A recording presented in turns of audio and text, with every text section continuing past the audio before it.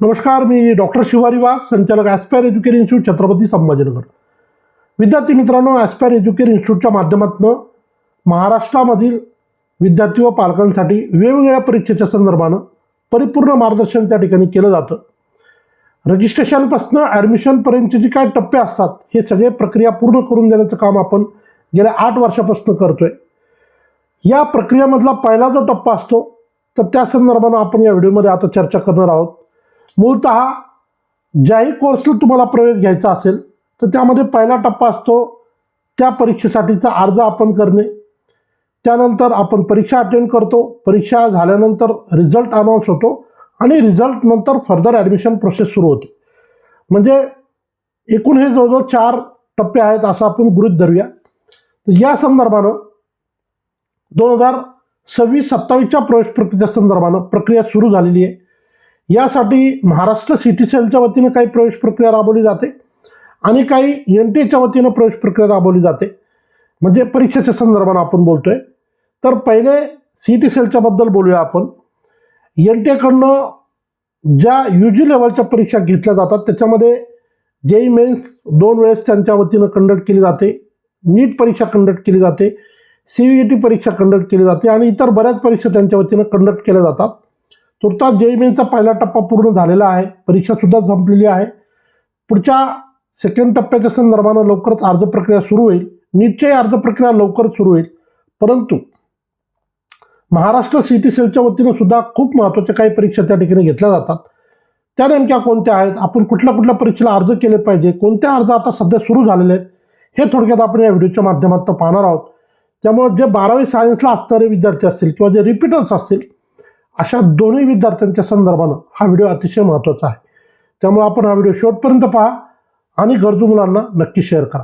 आता सगळ्यात पहिला टप्पा महाराष्ट्रामध्ये जो सुरू झालेला आहे असं आपण म्हणूया, तो म्हणजे महाराष्ट्रामध्ये ज्या मुलांना भविष्यामध्ये फार्मसीला ॲडमिशन घ्यायचं असेल किंवा फार्म-डीला ॲडमिशन घ्यायचं असेल, तर अशा मुलांच्या संदर्भानं महाराष्ट्र सिटी सेलच्या वतीनं MST PCB ग्रुपसाठीची CET कंडक्ट केली जाते. त्याला आपण PCB CET म्हणतो.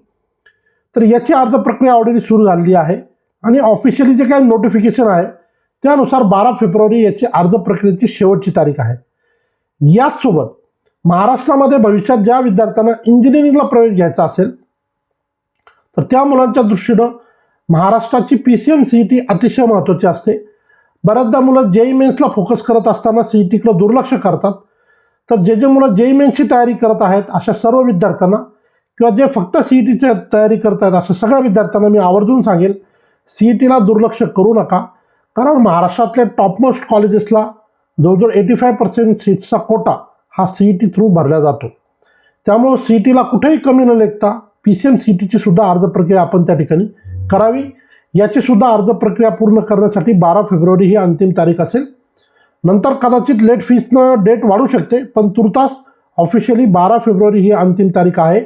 आणि यावर्षीपासून जो बदल CET परीक्षेच्या संदर्भात झालेला आहे, तो असा आहे की यावर्षी CET परीक्षा, मग ती PCB CET असू द्या किंवा PCM CET असू द्या किंवा ज्यांचा जनरल ग्रुप असेल त्यांचा PCMB CETच्या संदर्भाने विषय असू द्या, प्रत्येक CET ही 2 वेळेस यावेळेस होणार आहे. म्हणजे PCB CET पण 2 वेळेस यावर्षी होणार आहे आणि PCM CET सुद्धा यावेळेस 2 वेळेस यावर्षी होणार आहे. म्हणजे तुम्हाला 2 संधी या ठिकाणी परीक्षेसाठी उपलब्ध होणार आहे. जसं JEE मेन्सच्या 2 परीक्षा होतात, त्याच पद्धतीनं CETच्या सुद्धा 2 परीक्षा यावर्षीपासून PCB ग्रुपसाठी आणि PCM ग्रुपसाठी होणार आहेत. त्यामुळं आपण अर्ज करत असताना या परीक्षेसाठी अर्ज 12 तारखेच्या पूर्वी हे पूर्ण करावे. हा एक महत्त्वाचा विषय तुम्हाला या ठिकाणी शेअर करतो. आणि आज आपण आता व्हिडिओच्या मुख्य विषयाकडे वळूया. महाराष्ट्र सिटी सेलच्या वतीनं घेतली जाणारी PCB किंवा PCM CET याचा व्हिडिओ आपण ऑलरेडी पोस्ट केलेला होता. परंतु महाराष्ट्रामध्ये अजून एक महत्त्वाची परीक्षा त्या ठिकाणी घेतली जाते, ती म्हणजे MH नर्सिंग CET. आता हे नेमकं काय आहे, तर महाराष्ट्रामध्ये भविष्यात ज्या विद्यार्थ्यांना नर्सिंगला ॲडमिशन घ्यायचं आहे, BSc नर्सिंगला किंवा GNMला ॲडमिशन घ्यायचं असेल, ANMला घ्यायचं असेल, तर अशा विद्यार्थ्यांना महाराष्ट्र सिटी सेलच्या वतीनं कंडक्ट केली जाणारी MH नर्सिंग CET द्यावी लागते. बरेच विद्यार्थी MH नर्सिंग CET देत नाहीत आणि जेव्हा प्रवेश प्रक्रिया सुरू होते आणि तेव्हा ते म्हणतात आम्हाला नर्सिंगला ॲडमिशन घ्यायचं, तर नीटच्या स्कोअरवर महाराष्ट्रात नर्सिंगला ॲडमिशन होत नाही. 2022 हे शेवटचं वर्ष होतं. नंतर MH नर्सिंग CET सुरू झाली 23, 24, 25 मागच्या 3 वर्षात ज्या मुलांनी नर्सिंग CET दिलेली होती त्यांनाच महाराष्ट्रामध्ये नर्सिंगला ॲडमिशन घेता आलं. याचा अर्थ नीटवर ॲडमिशन होत नाही असं नाही आहे.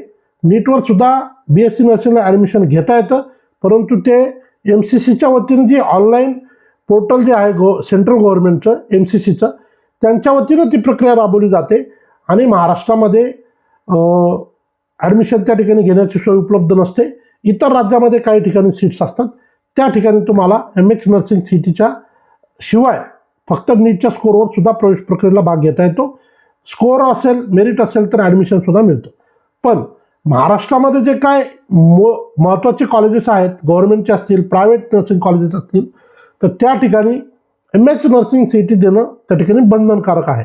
आता या अर्ज प्रक्रियेच्या संदर्भानं आवर्जून सांगतो, ही अर्ज प्रक्रिया ऑलरेडी सुरू झालेली आहे.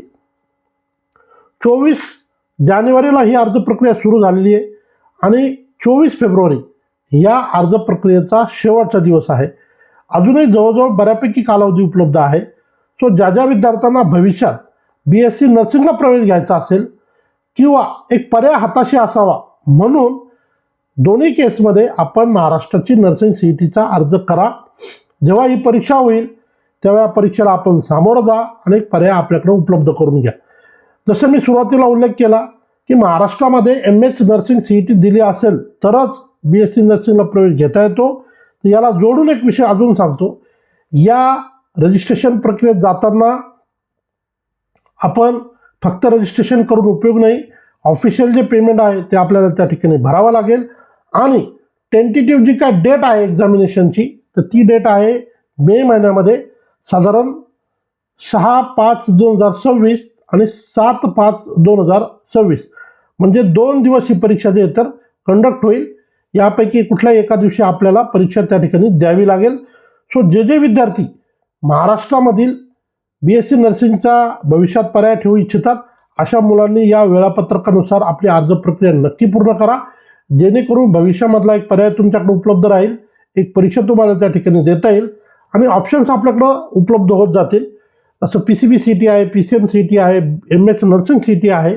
यासोबतच येणाऱ्या काळामध्ये JEE मेन सेकंड फेज असेल, याशिवाय नीट परीक्षा असेल, हे सगळे प्रवेश आपण अर्ज या ठिकाणी करावेत. अर्थात आपला ग्रुप असेल तर, जेणेकरून वेगवेगळे पर्याय आपल्याला पुढच्या भविष्यामध्ये उपलब्ध राहतील.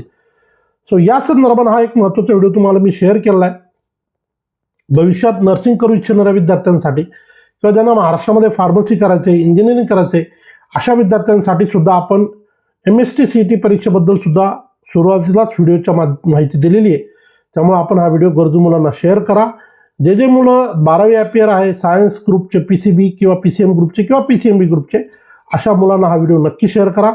आता परीक्षेचे दिवस असणार आहेत, त्यामुळे कुणीही गाफील न राहता दिलेल्या वेळापत्रकाच्या अगोदर आपला अर्ज पूर्ण करावा हा एक महत्त्वाचा सल्ला या ठिकाणी देतो आणि थांबतो.